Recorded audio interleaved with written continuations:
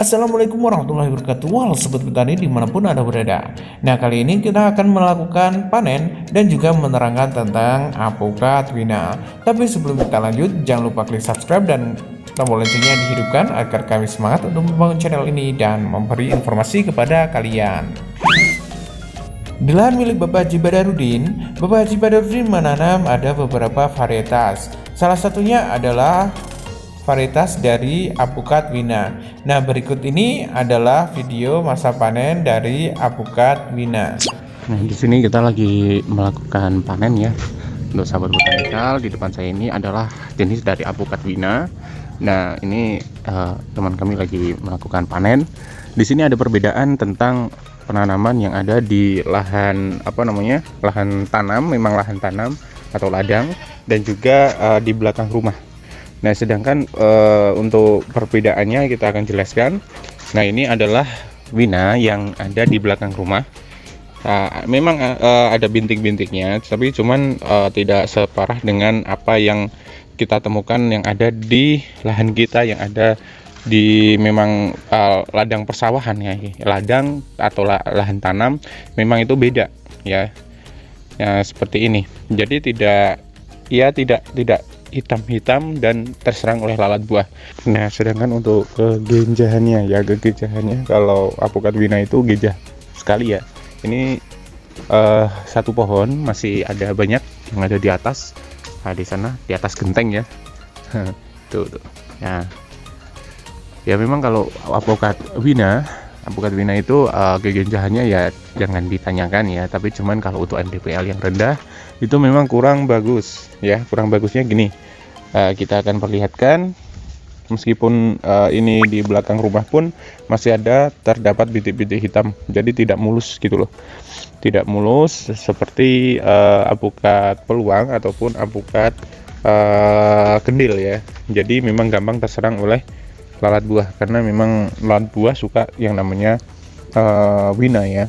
Jadi untuk kalian yang mempunyai MDPL yang rendah, kita sarankan jangan menanam wina, karena MDPL rendah, kalau wina itu MDPL rendah itu biasanya itu banyak sekali yang namanya lalat buah. Sedangkan MDPL yang tinggi itu ya jarang ya, bukan berarti tidak ada, tapi jarang ya, karena perkembangannya itu di MDPL yang rendah, yang rada sedikit panas seperti itu. Nah, ini dari contoh apukat wina. Nah, kita akan bandingkan nanti untuk wina yang kita tanam di lahan perumahan sama yang namanya memang lahan bebas yang memang untuk pertanian. Ini kan cuman di belakang rumah ya, kita menanam ada beberapa, ada peluang dan juga wina.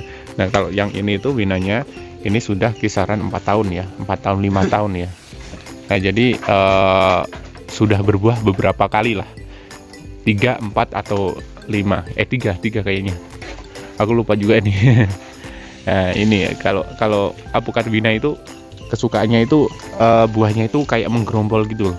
Jadi satu tangkai itu mungkin ada 3, 4 gitu, jadi memang menggerombol. Nah, seperti itu. Bentar, tak zoom.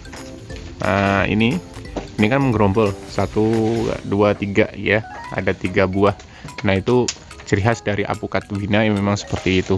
Tapi kalau memang kalian ingin menanam wina di lokasi ya kayak apa ya, belakang rumah atau depan rumah, kami memang menyarankan gitu. Menyarankannya karena ya tidak terlalu banyak hama dan juga selalu ke kontrol ya. Apalagi dekat yang namanya jalan raya. Biasanya kalau dekat jalan raya itu tidak terlalu banyak yang namanya hama. Mungkin ya diserang hama lah, biasalah. Kalau apukat kan kayak gitu, mungkin diserang hama tapi tidak terus banyak seperti yang ada di lahan pertanian ya. Memang lahan pertanian beda rasanya. Nah, ini contohnya apukat wina itu kayak gini. Kalau memang mau ditanam di lokasi ya kayak belakang rumah atau depan rumah, bisa kalian tanam ya, karena memang kalau depan rumah sama belakang rumah itu beda. Tak kirain mau nganu ya, mau ketiban. Kuwi mana-mana nopo to kuwi. Turun. Tuh, ini. Mah nopo to Pak taksi ini. Pas iki. Nih kayak gini. Ini baru satu pohon segini ya. Ini belum banyak ya. Masih ada tuh banyak di situ. Nanti kita perlihatkan untuk apa namanya? Untuk seperti apa kegenjahannya ya, seperti Pak taksi ini salahan gitu. Ya ini tadi kita turunkan untuk buah winanya. Nah ini kita lihat kan ya ini buah winanya itu kayak gini. Nah kalau yang di belakang rumah, nah kita juga akan membandingkannya yang sama yang di lahan pertanian. Ya, di lahan pertaniannya itu seperti ini. Jadi bisa karena terlalu panas dan juga bisa karena terserang lalat buah. Jadi memang perbedaannya signifikan ya. Kalau kita ini kan kita tidak semprot saat usia kisaran 4 bulan ya. Nah kita tidak semprot, ternyata malah diserang oleh hama yang namanya lalat buah. Dan kita bandingkan sama yang ini. Nah ini perbedaannya memang ada gitu loh. Jadi untuk kalian kalau menanam wina di lokasi lahan kayak lahan memang lahan pertanian, khusus lahan pertanian dan MDPL-nya rendah atau panas, itu kemungkinan ya bisa jadi seperti ini. Nah, tapi juga nanti kita melakukan penanganan untuk yang namanya lalat buah ya.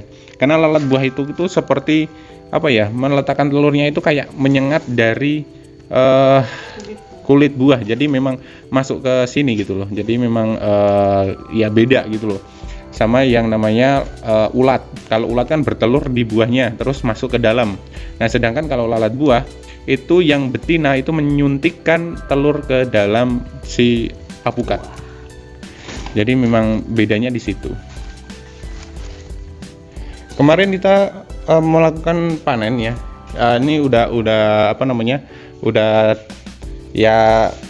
kita kirim juga gitu loh. Udah dijual juga.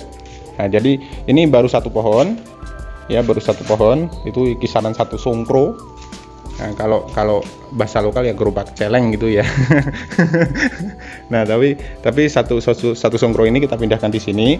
Itu masih ada lagi ini satu pohon ya, satu pohon dan pohonnya itu usianya baru kisaran 4 sampai 5 tahun. Nah, seperti itu. Nah, kita akan kembali ke mana itu tempat kita panen ya. Nah, juga ada lagi untuk perbedaannya ya. Perbedaannya itu kalau yang apukat wina yang ada di belakang rumah itu, kalau untuk penanganan dari hama itu tidak terlalu kikrik ya, tidak terlalu rumit, tidak seperti yang ada di lahan pertanian. Kalau lahan pertanian itu biasanya kita melakukan penyemprotan 1 minggu 1 kali, ini 2 minggu 1 kali, juga kadang juga lupa seperti itu.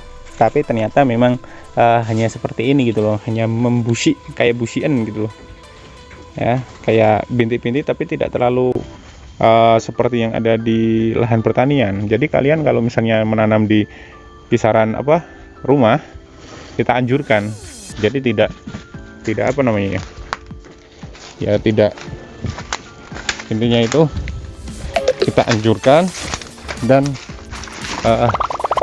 boleh kalian coba di lahan kalian sendiri gitu ya.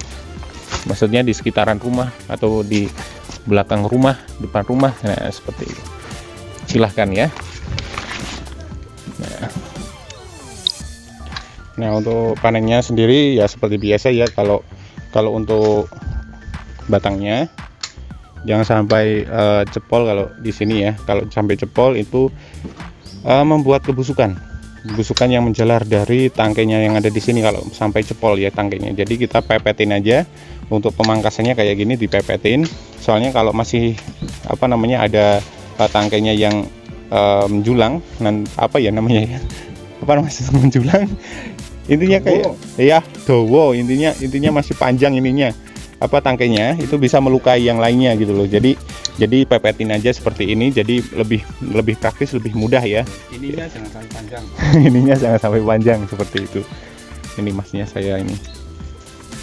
Nah ini kalau ada yang mau entres Wina ini ada juga. Ya, jika kita di sini ini iklan juga ya, maaf iklan dulu. Iklan. Kalau pesan entres bisa, pesan bibit pun bisa karena memang kita mempunyai bibitnya sendiri gitu. Nah ini jadi ini iklan dulu untuk bisnis tambahan. Kita mempunyai bibit sendiri dan juga entres sendiri. Jadi memang sudah jelas kalau apukat yang ada di sini itu untuk entresnya sudah berbuah. Nah, ini contohnya kalau untuk indukan entres dari kendil. Nah, ini Wina yang kita panen, ini baru Wina semua. Ini kendilnya ini sudah diboking katanya karena memang untuk kendil ya banyak orang yang suka dengan kendil karena rasanya pulen. Nah, seperti itu. Ini iklan jadi rada menyimpang sedikit ya dari edukasi ya seperti itu. Maaf. Nah, kembali lagi ke Wina. Wina yang ada di sini silahkan untuk kalian tanam di lokasi ya MDPL yang menengah atau yang tinggi, ataupun kalian menanamnya di sekitaran rumah atau sekitaran kampung lah, intinya seperti itu. Kalau sekitaran kampung itu biasanya itu tidak banyak hama dikarenakan ya ayam, karena banyak predatornya seperti ayam, seperti ya dan lain-lain. Nah, seperti itu. Jadi banyak keuntungannya kalau kita tanam di lokasi kayak area kampung, ataupun kalian ditanam di pinggir jalan. Nah, kalian cukup kayak merawatnya itu tidak terlalu banyak perawatan sih ya, yang seperti yang ada di lahan pertanian. Nah, tadi itu adalah pembahasan dari kami. Gimana menurut kalian? Jangan lupa klik subscribe, komen, dan bagikan ke temanmu agar temanmu tahu apa yang kamu tahu, dan jangan lupa kunjungi juga channel kami di sini agar tahu video-video menarik lainnya tentang botanikal. Akhir kata, apabila ada kekurangan mohon maaf, dan wassalamualaikum warahmatullahi wabarakatuh, dan salam botanikal.